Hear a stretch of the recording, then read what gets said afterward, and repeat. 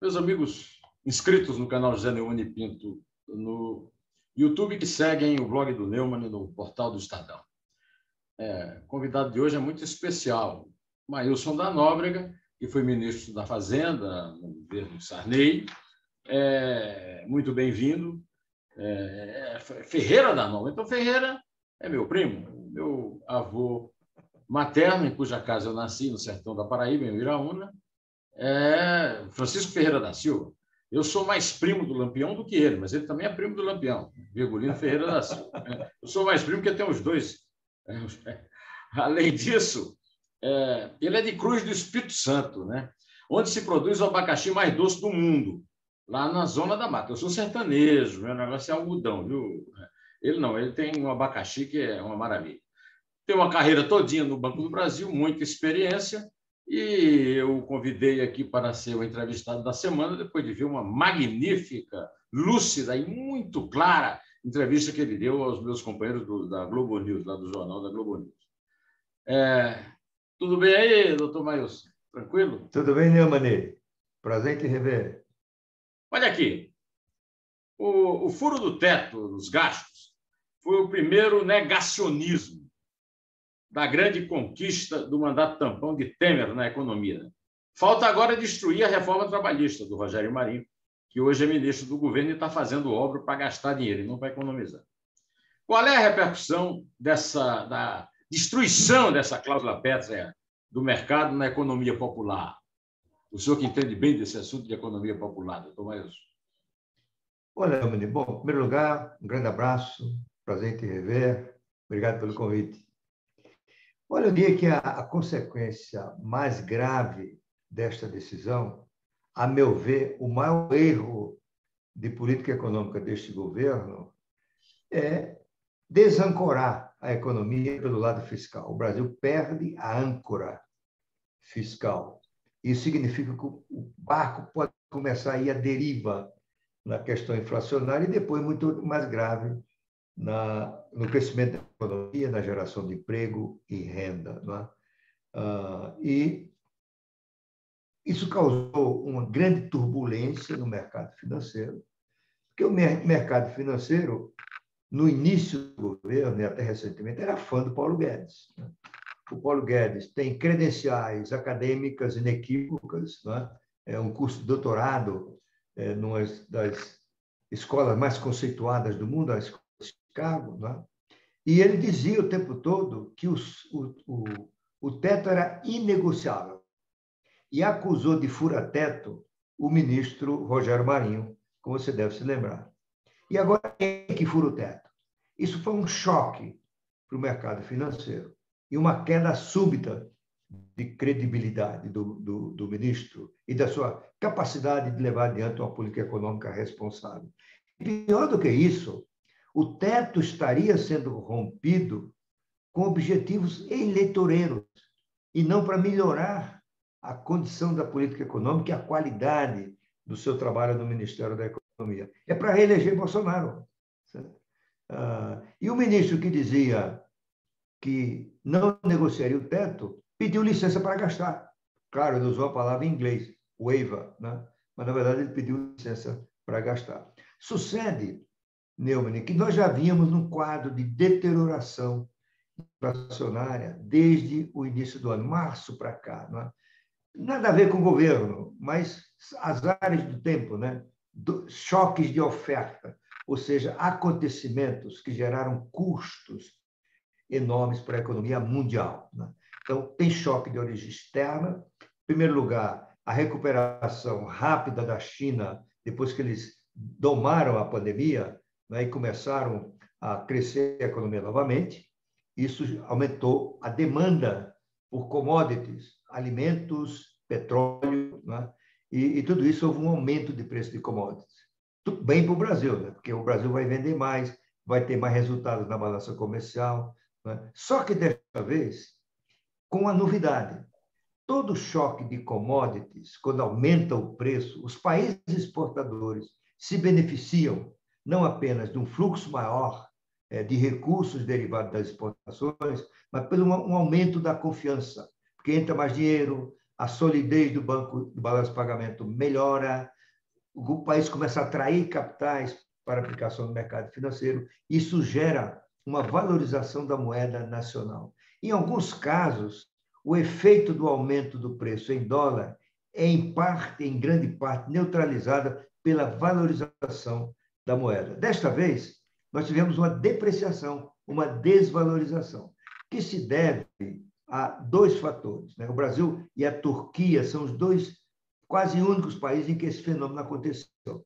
No caso brasileiro, a percepção de risco fiscal e, portanto, em algum momento, a gente resvalar por uma insustentabilidade da dívida e o governo se vê incapacitado de pagar a dívida e ter que recorrer à emissão de moeda para isso, isso geraria um descalabro inflacionário, né?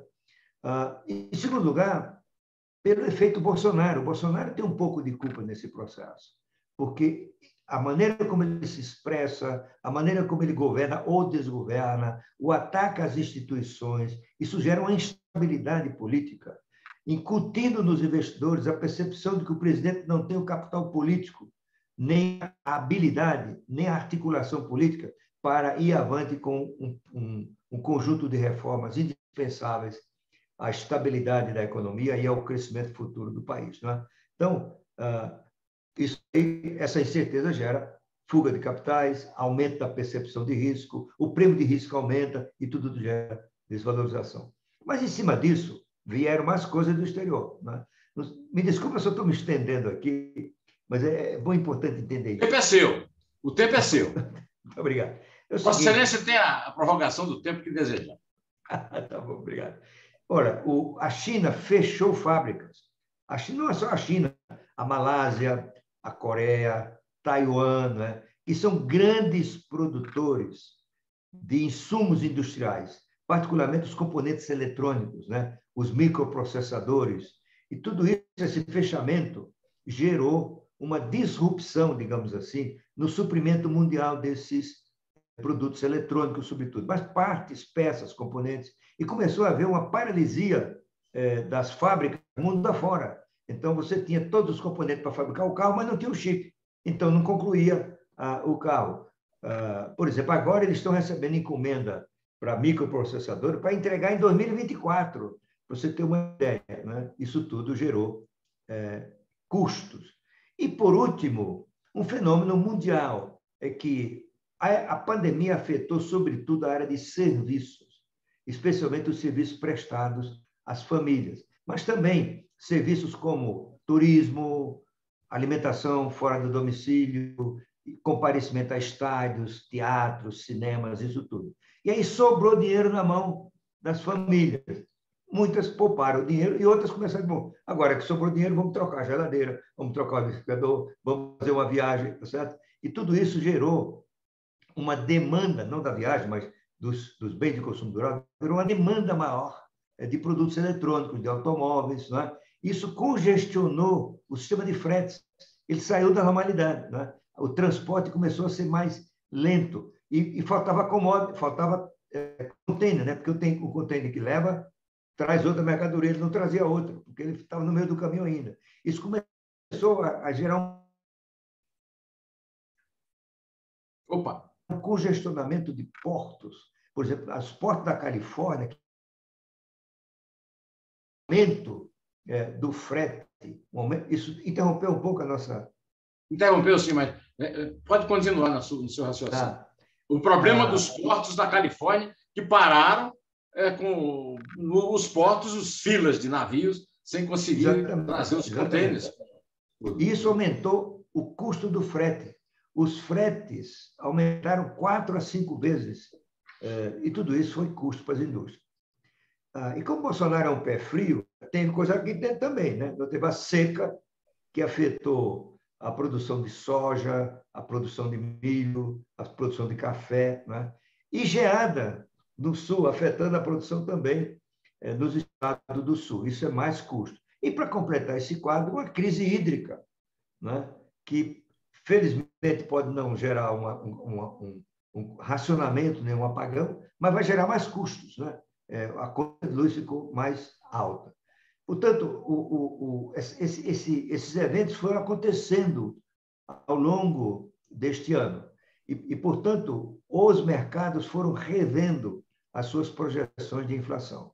Pra você ter uma ideia, no começo do ano, a pesquisa Focus do Banco Central apontava uma estimativa de 4,4% para a inflação deste ano, medida pelo IPCA. Né? De lá para cá, toda semana aumenta. Semana passada foi a 29ª semana em que as previsões aumentaram. Vão aumentar de novo, porque para coroar todo esse processo, o governo cometeu essa barbaridade, que é abandonar, na prática, o teto de gasto. Você pode dizer que não abandonou. Não, você feriu a lógica, porque o teto de gasto tem duas lógicas, né? Ele realmente é o grande feito do governo Temer. Né? Foi o teto de gasto, deixa eu fazer a aparência aqui, que permitiu a restauração da confiança na economia brasileira, o aumento da credibilidade, e isso deu as condições para o Banco Central reduzir de maneira inédita a taxa Selic, que bateu até em 2%. Nunca tinha chegado nesse nível dos últimos 40 anos que tem a Selic. Né? Muito bem. Então, a primeira lógica é esse teto ele é para controle de despesas sobre as quais o governo tem comando. Não pode ser para as empresas, para os casos que o governo não tem comando, não tem controle. Né? Por isso, tem alguma flexibilidade no teto. Por exemplo, transferências constitucionais a estados e municípios, os fundos de participação. Esses fundos derivam de um percentual da arrecadação do imposto de renda e do IPI. Se a arrecadação aumenta, aumenta o fundo. E o fundo é contabilizado como despesa da União. Então, você não pode ter um teto para isso, porque você feriria uma causa da federação, né? Segurar as transferências a que tem direito os estados e municípios. Né? Aliás, parou de o novo. imposto de renda pertence, em parte, aos municípios. Parou de novo. Desculpa. Então, o caso dos gastos da Justiça Eleitoral não estão sujeitos ao teto. A pandemia não esteve sujeita ao teto. Mas aquilo que o governo controla tinha que estar sujeito. Turbinar o Bolsa Família é uma iniciativa do governo. Então, ele tem controle. Portanto, a primeira lógica violada. A segunda lógica é que o teto de gasto permite redefinir prioridades. Ora, se você precisa fazer um gasto na melhora da infraestrutura, que é fundamental para descongestionar os transportes, os portos, você faz investimento e corta no outro lugar. Certo? Então, não vai cortar no outro lugar, ele vai ser um gasto adicional. E para coroar toda essa bagunça, certo? O governo propõe uma PEC dos precatórios, que em si é um erro, porque é violar um direito líquido e certo de quem foi indenizado pela justiça por um cálculo equivocado do governo, por exemplo, a desapropriar um terreno que valia 100, o governo pagou 50.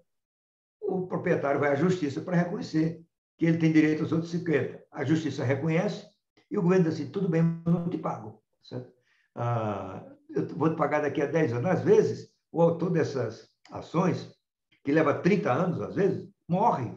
E são os herdeiros que concluem. Depois que conclui, a vitória chegou, diz, tudo bem, mas eu não te pago. E o ministro usou a linguagem de caloteiro. Devo, não nego, pago quando puder. Você lembra que ele falou isso, né? Então, veja só. Não pago. Não pago porque não vou poder. Exatamente. Primeiramente, porque vai cair no futuro, ele não é mais ministro. Exatamente. E aí, mas acho que o senhor está esquecendo um dado fundamental: a inflação dos pobres. O aumento das commodities contribui e a desvalorização da moeda também para a inflação da comida.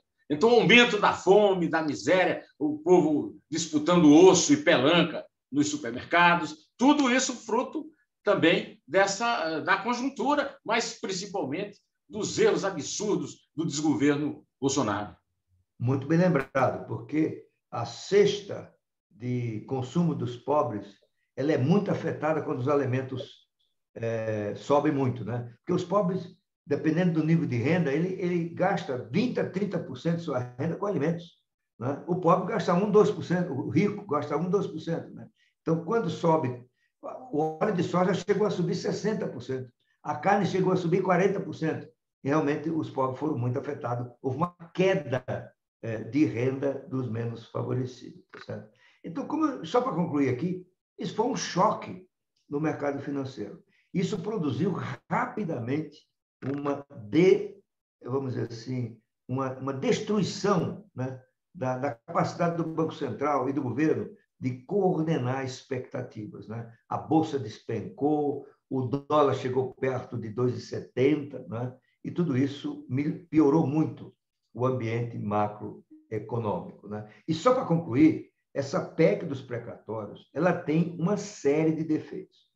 Um deles é colocar na Constituição uma contabilidade criativa que o pessoal da Dilma ficou tendo inveja, como é que eles conseguiram isso, né? Porque a Dilma caiu por causa da contabilidade criativa, que você se lembra, ela conseguiu esconder o gasto com subsídio à agricultura nos balanços do Banco do Brasil, né?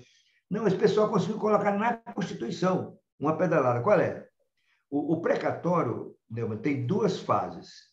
A primeira é a da sentença do juiz ou do tribunal. A segunda é da emissão do documento. Essa emissão, que seria uma espécie de certidão de que alguém tem direito àquilo, a PEC proíbe de emitir a certidão. Você imagina, né? Significa que esconde a dívida. Chegar a esse ponto, né? E, claro, essa PEC vai ser considerada inconstitucional, porque, além disso, ela tem um jabuti, né? O deputado Hugo Mota, lá do nosso estado, ele conseguiu introduzir, conseguiu piorar essa façanha, ele cometeu essa façanha, piorou a PEC que tinha sido proposta pelo governo, né? E ele introduziu lá um jabuti, ou seja, uma moratória de pagamento de dívida dos municípios à Previdência. Isso não tem nada a ver com teto de gastos, nada a ver com precatório, mas ele colocou lá e conseguiu, né? Então, eu acho que o melhor para o país seria não ter essa PEC aprovada.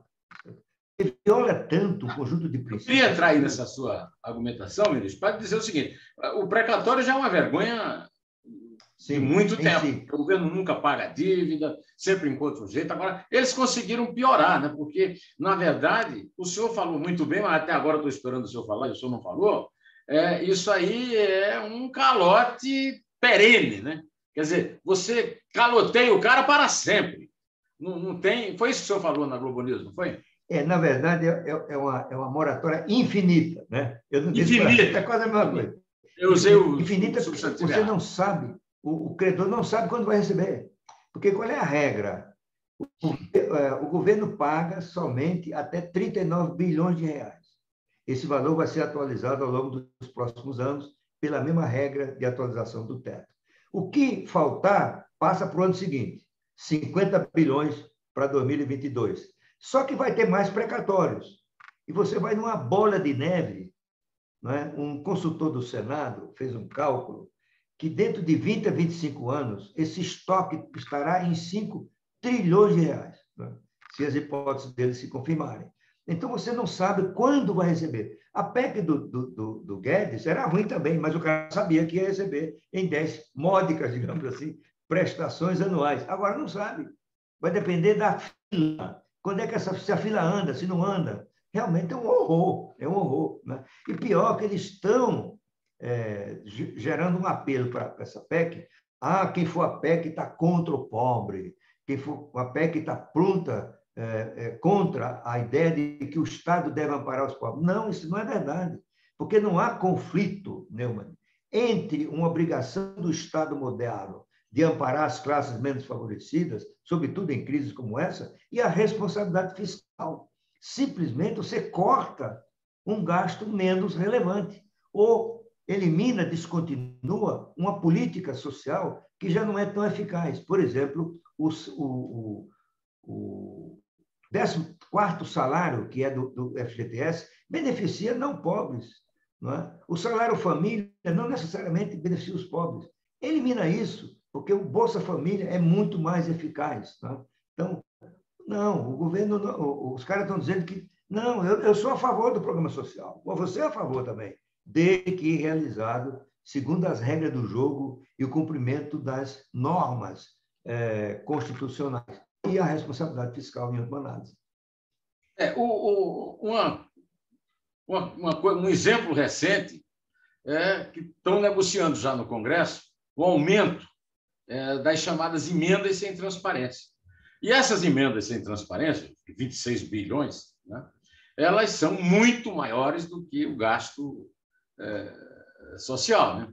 Então, o que tinha que ter sido feito era não fazer mais emenda, mas aí não consegue mais aprovar nada. E não é só isso. Fundo partidário, fundo eleitoral. Quer dizer, existe aí uma administração. Um sujeito me escreveu aqui no canal do Neumann que o Arthur é a lira do Bolsonaro. A lira que o Nero pôs fogo em Roma e tocava a lira, não é isso? Então, tem isso. Há muita despesa a cortar. Despesa que eles estão criando agora. Né? O orçamento clandestino. Tudo isso, né, doutor Maílson? Na verdade, você lembrou bem. Isso é chamada emendas do relator, que é uma novidade criada neste governo e uma excrescência institucional. Certo? Porque se atribui a um parlamentar ou a um deputado ou senador, e agora é o presidente da Câmara que comanda isso, você coloca bilhões de reais nas mãos dessas pessoas para distribuírem com seus apoiadores, nos seus redutos eleitorais, né, à custa do investimento, à custa do gasto social, e mais, sem nenhuma transparência. Você não fica sabendo, né? Foi preciso o Estadão descobrir essa manobra e chamou de orçamento secreto para as pessoas darem conta do que estava acontecendo. E mais, sem a prudência que caracteriza a liberação de recursos para as emendas normais. Ou seja, uma emenda para o Iraú, no seu município, fazer um novo hospital, isso tem que ser submetido a um projeto, a uma avaliação técnica, a liberação tem que ser feita de forma cuidadosa. Não, você dá o dinheiro, o cara usa, o município usa como ele quiser. Né? E, claro, isso tem um potencial enorme de corrupção. Daí a suspeita que também o Estadão levantou dos tratores superfaturados, né? Entendeu? Tratoraço. No tratoraço, tá certo? Então, esse é um defeito adicional desse esforço que o governo está fazendo. Mas tem um defeito maior ainda, doutor Maílson, que é o seguinte: o Tribunal de Contas da União não pode fiscalizar. Está imune e impune em relação ao Tribunal de Contas da União. Não tem sentido. Né? O senhor que foi ministro, que foi funcionário do Banco do Brasil, graduado, como é que o senhor pode encarar um negócio desse? Uma emenda que não pode ser fiscalizada pelo TCU? Realmente é impressionante. Ele não pode fiscalizar o município, me parece. Né? Mas, olha, realmente é uma coisa lamentável o que está acontecendo. Então, o que o governo poderia fazer? Negociar com os parlamentares, não é? Uma renúncia desse mimo, né, que o governo faz a ele, dando o dinheiro do contribuinte para distribuir como quiserem. Né? Por outro lado, já que os parlamentares estão tão preocupados com o social, por que eles não renunciam a parte do fundo eleitoral? Por que eles não renunciam a parte do fundo partidário? Pelo contrário, eles estão propondo aumentar de 2 para 5 bilhões. Por que isso, Neumann? Porque essa proposta do governo de mudar a regra de cálculo do teto, de janeiro a dezembro, né? Considerando que o teto tem 3 áreas, o executivo, o judiciário e o legislativo, ao aumentar o valor do teto, gerando uma margem de recursos para gastar da ordem de 100 bilhões de reais, aumenta também o do legislativo. Sim. E no judiciário. Do judiciário. E o que está fazendo o pessoal lá no Congresso? Pedindo para aumentar de 2 para 5 bilhões de reais o fundo eleitoral. Né? Bom, já que nós estamos aqui falando de algo muito semelhante, aliás, é corrupção isso. Um dia desse, um coleguinha meu, né, bolsonarista, tentou pô-lo numa condição de saia justa, perguntando se o senhor apoia a corrupção de Lula, porque constatou lá no programa que o senhor estava participando que o favoritismo atual do Lula é patente nas pesquisas de 2022. E o senhor tinha dado uma entrevista ao Estadão, fez uma frase polêmica: o mercado vai preferir Lula a Bolsonaro. Frase forte, frase realista. E o que é que o senhor acha das conquistas de compliance contra a corrupção iniciadas no governo Fernando Henrique, mas seguidas nos governos Lula e Dilma, nos contratos internacionais, que resultaram em Operação Lava Jato, operações de combate à corrupção. Né? O que é que o senhor acha desse abandono desses acordos internacionais, sem que ninguém preste atenção? Ou seja, o Brasil está se lixando dos acordos que assinou, não é isso? Olha, Neumann, isso é verdade, porque a corrupção existe desde que a civilização começou, né? Eu li um livro sobre corrupção a corrupção remonta à época dos faraós. Naquelas obras das pirâmides, corria uma certa corrupção por ali, tá certo?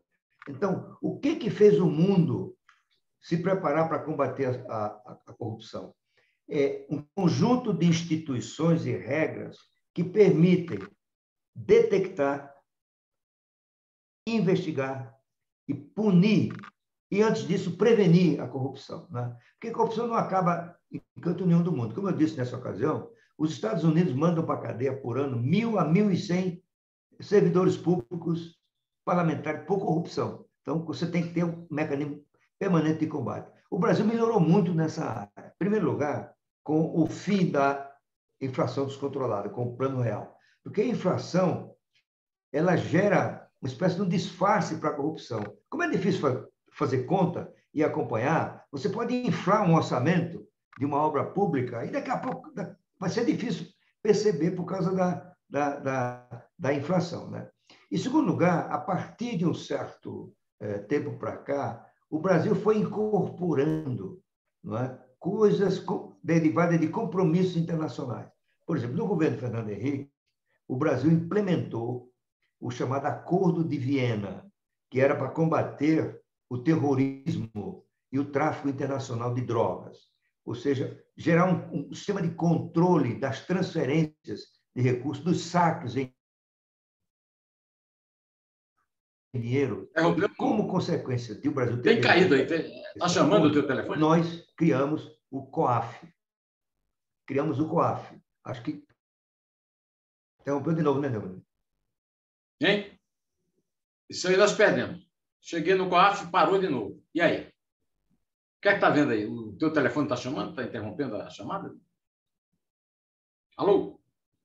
Alô? Está me ouvindo? Eu não estou ouvindo mais o senhor. Está ruim a conexão aqui, hein? Está muito ruim a conexão, mas vamos em frente. O senhor falou no COAF, depois do COAF. O que é que foi? Que o Nova caiu. Agora caiu mesmo, de verdade. Voltar. Então, eu estava dizendo, no governo Fernando Henrique Cardoso, tem alguém contra a gente, hein, Neumann?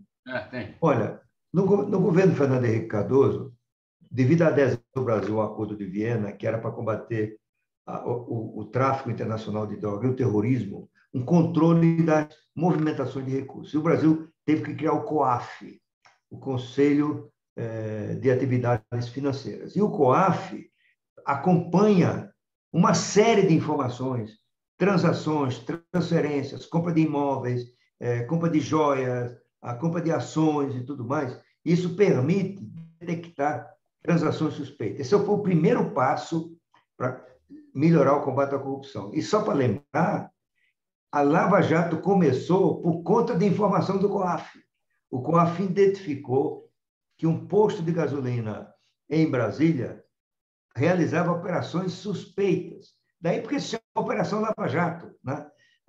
E, em seguida, você teve uma série de mudanças institucionais, decorrente em grande parte de acordos internacionais. Criamos a delação premiada, né? O acordo de leniência. Existe um livro de uma juíza aqui de São Paulo que tipifica, são em torno de 15 leis que melhoraram muito o combate à corrupção, né? Claro que isso está deixando para trás, né? Porque a Operação Lava Jato praticamente foi liquidada, né? Felizmente, ainda não chegamos à situação da Itália, quando eles acabaram mãos limpas, mas perdemos muito da qualidade do conjunto de normas e atitudes para combater a corrupção, né? Ministro, o principal legado do Plano Real, em 27 anos de existência, está sendo jogado no lixo com a inflação anual chegando ao segundo dígito. O que é que isso significa na prática, simbolicamente, e como poderá ser corrigido no futuro, se é que será? Olha, Neumann, eu não sou tão pessimista, viu?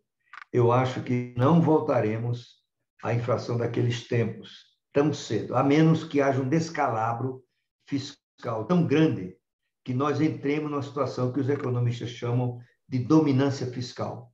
ou seja, a dívida fica insustentável, o governo não consegue pagar, e aí o Banco Central, diante da queda de confiança que isso acarreta, o Banco Central fica de braços cruzados. Ele não pode aumentar a taxa Selic para combater a inflação, porque ele percebe que isso piora a situação fiscal. E, geralmente, a dominância fiscal leva a um descontrole grave da inflação. Acho que estamos longe disso ainda. Chegamos até perto, mas já não estamos tão perto assim. Segundo lugar, porque a gente tem hoje um Banco Central que melhorou muito desde que ele foi criado. E desde as reformas do governo Sarney, que, modesta parte, eu contribuí para a sua realização. O fim da conta do movimento do Banco Brasil no Banco Central, o fim do orçamento monetário, o fim das atividades de fomento do Banco Central. O Banco Central do Brasil, Neumann, ele financiava agricultura, exportação, ele tinha equipe de análise de projeto como se fosse o BNDES, né? Agora, isso não tem mais, né? O Banco Central se dedica exclusivamente à tarefa de garantir a estabilidade da moeda, do mercado financeiro e evitar as grandes volatilidades de inflação que afetam a atividade econômica, né? Então, agora o Banco Central se tornou autônomo por lei e, portanto, ele deu sinal esta semana de que ele não vai tolerar essa continuidade do aumento da inflação. Custe o que custar. Claro, tem um limite para isso aí, até do ponto de vista político, né? Mas o Banco Central tomou a medida prudente de evitar a contaminação da inflação nos próximos anos, porque este ano já perdeu a meta, sem o receio de uma demissão pelo presidente da República, como o Bolsonaro fez com o presidente do Banco do Brasil, o presidente do BNDES, o presidente da Petrobras. Não, o Banco Central, a diretoria está protegida dessas ações do presidente. Isso gera as condições necessárias para evitar que a inflação fuja do controle. Tanto assim que os economistas, as consultorias, o sistema financeiro, todos estão prevendo um declínio da inflação para 2022. A inflação pode chegar este ano a 9,5%, perto disso, e pode declinar em dezembro do próximo ano, chegar em uns 4,5%, por aí, 4,3%, 4,5%, né? Dentro do limite superior da meta. Ô, ministro Maílson, quando o senhor era gerente do Banco do Brasil em Cajazeiras, lá onde a minha mãe cursou a escola normal, muitos anos antes, as hidrelétricas já eram um trunfo do Brasil de produção de energia elétrica limpa e mais barata. Depois disso, esse legado só aumentou. Como se justifica a notícia dada sexta-feira pelo Estadão de que uma série de erros técnicos produziu um rombo de 5 bilhões e 200 milhões de reais, que custou 5% de aumento ao consumidor de 2017, governo Temer, a 2020, 2 anos do governo Bolsonaro. Como é que se explica isso, ministro? Olha, Neumann, eu não sei explicar exatamente o que aconteceu, mas essa é a origem disso aí.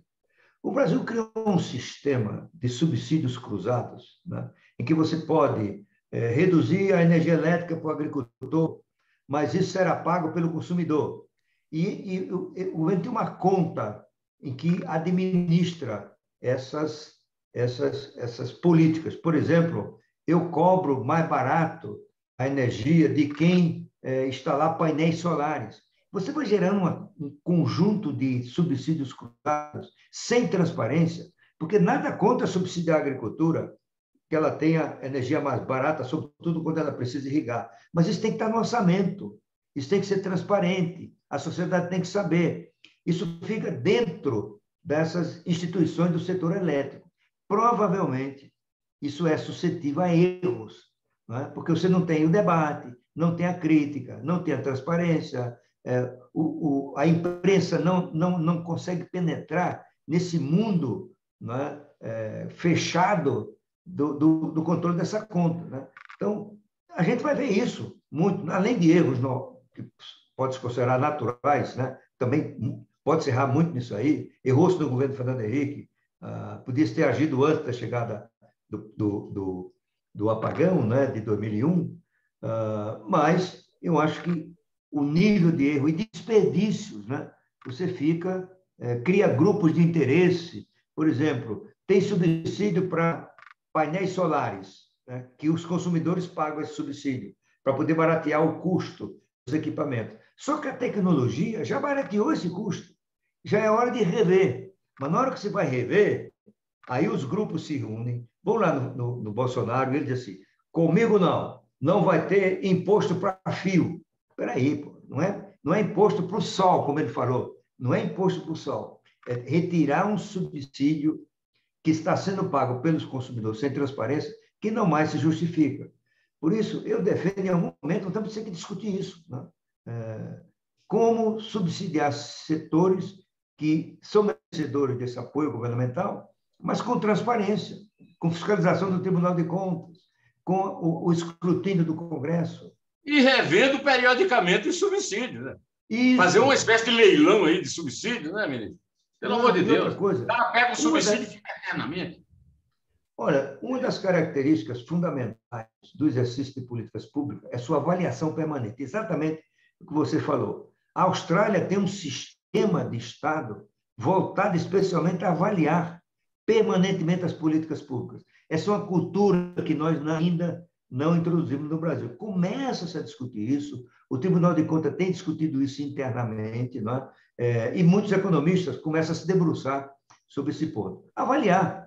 Escuta, será que a política que eu criei de vinculação de recursos à educação, será que isso deve ser permanente? Será que a gente não tem que submeter isso a uma avaliação periódica para ver se deve continuar, reformular, reduzir o gasto, melhorar a eficiência, né? Essa cultura precisa se disseminar no setor público brasileiro. A sua casa aí já está chamando para o almoço, mas eu vou fazer mais algumas perguntinhas rápidas aqui para cumprir o nosso trato de não atrasar o seu almoço em família. O ministro, o senhor conheceu o Luiz Macluf de Carvalho? Conheci. Luiz Macluf de Carvalho foi o mais brilhante repórter que eu conheci.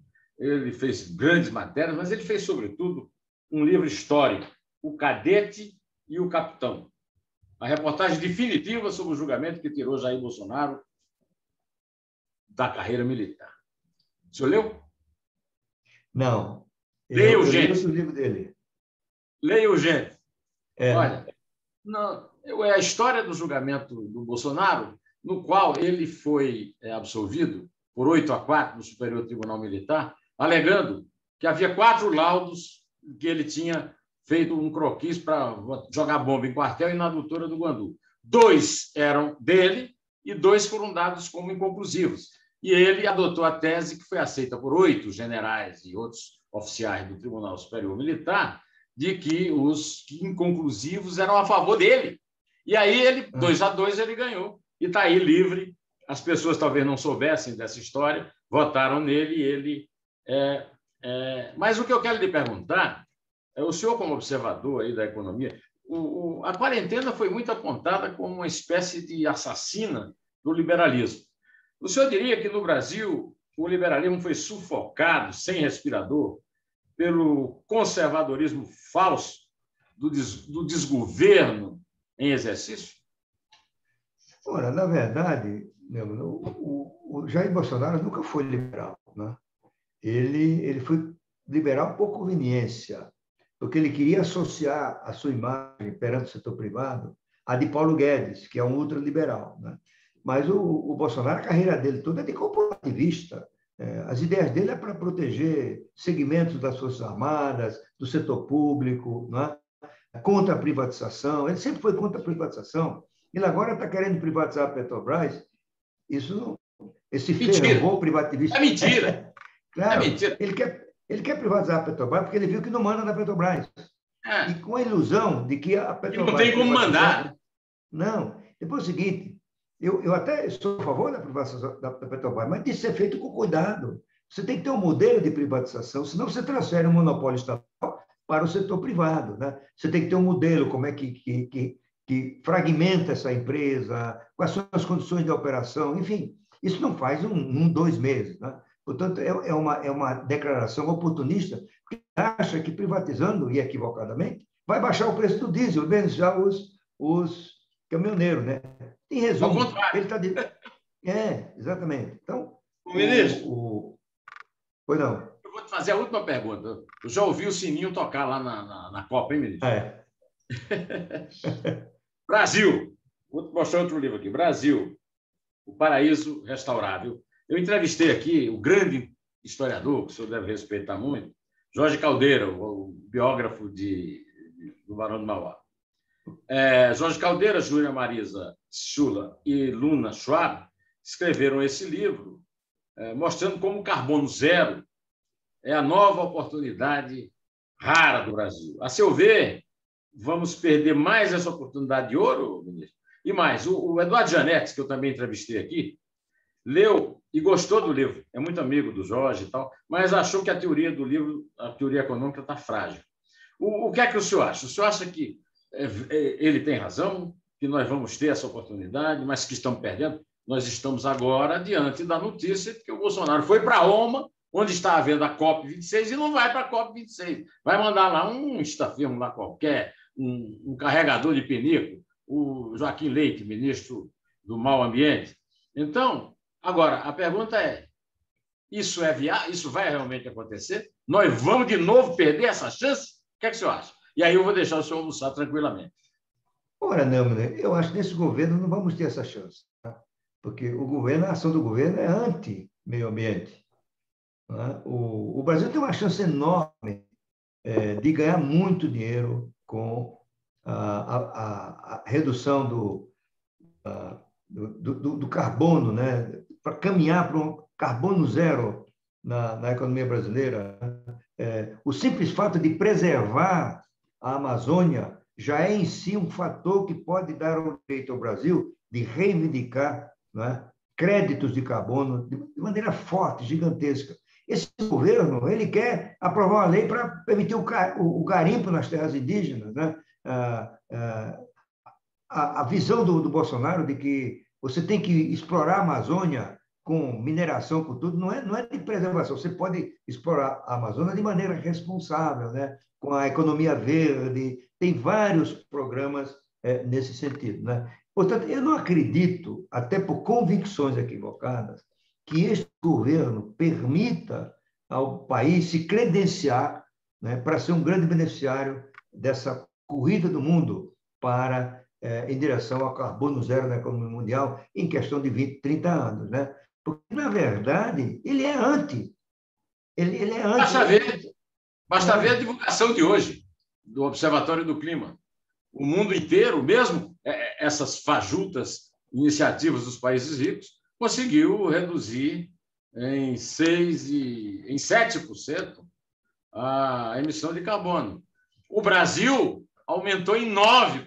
Quer dizer, inclusive a mentira desse discurso. Olha, nós temos a melhor legislação, nós fazemos aqui a preservação. Não, eu acho que não vai ser nesse governo. Tá? Mas como eu estou, talvez seja mais uma torcida do que uma análise, a nossa empresa de consultoria tem um lado de análise política. E nós achamos, embora esteja longe das eleições, nós achamos que dificilmente o Bolsonaro se reelege. Então, nós vamos ter uma renovação de liderança no Brasil que pode colocar o país no campo do prestígio que ele granjeou, sobretudo nos governos Fernando Henrique Lula, de uma autoridade, né, na questão ambiental. A gente tinha que mostrar, a gente tinha que apresentar ao mundo. O Brasil pode voltar a isso, porque ele tem cientistas de qualidade para isso, ele tem órgãos de fiscalização com qualidade para isso, que terão que ser restabelecidos sua capacidade de controlar, de fiscalizar, né?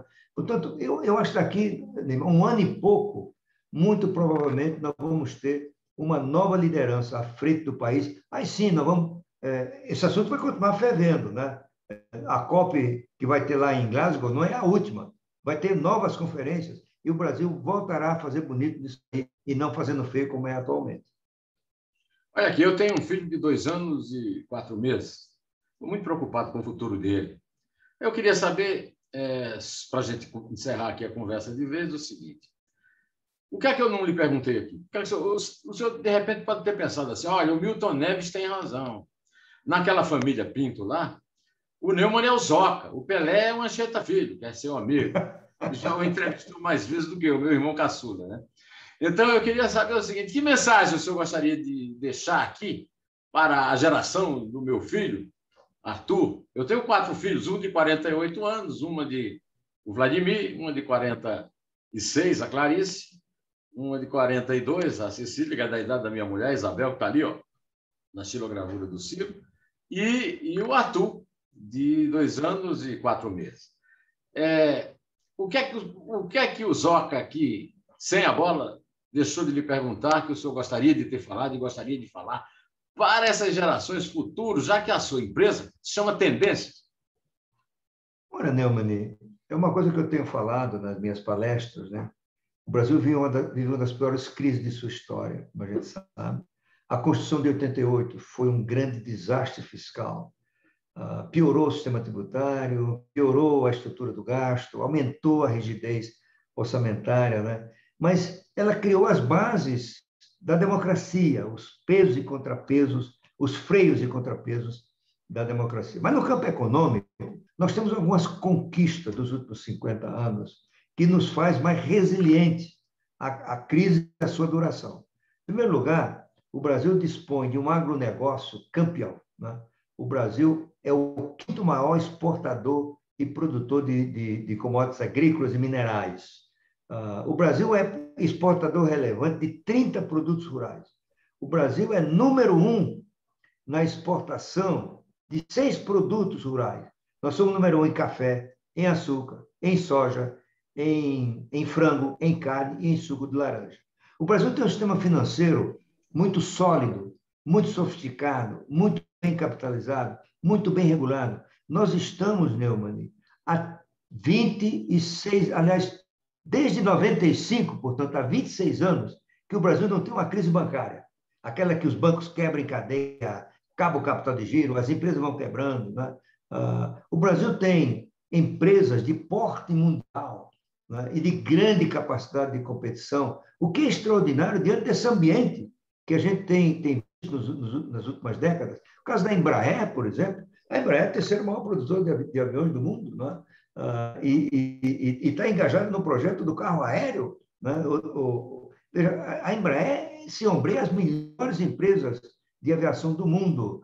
Nós temos a área de varejo, empresas fortes, grandes. Nós temos a maior produtora mundial de proteínas, a brasileira, a JBS, esquece o problema que eles criaram lá para o Temer, né? E a corrupção que graçou entre os irmãos em algum tempo, mas a JBS é uma potência agrícola. O Brasil tem a WEG, uma produtora de motores de alta competitividade, com presença na China, na Europa, nos Estados Unidos, né? O Brasil tem na petroquímica empresas gigantescas, eficientes. O Brasil tem produtora de cimento com presença mundial. O Brasil tem várias multinacionais. O Brasil tem unicórnios. O Brasil tem 12 unicórnios. O que é um unicórnio?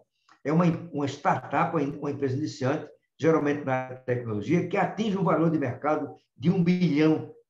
Você imagina, de dólares, você imagina essa confusão toda, você ter 12 a 13, talvez a estrutura mais, a essa altura tem mais, de empresas que conseguem captar o interesse do investidor externo para um projeto, né?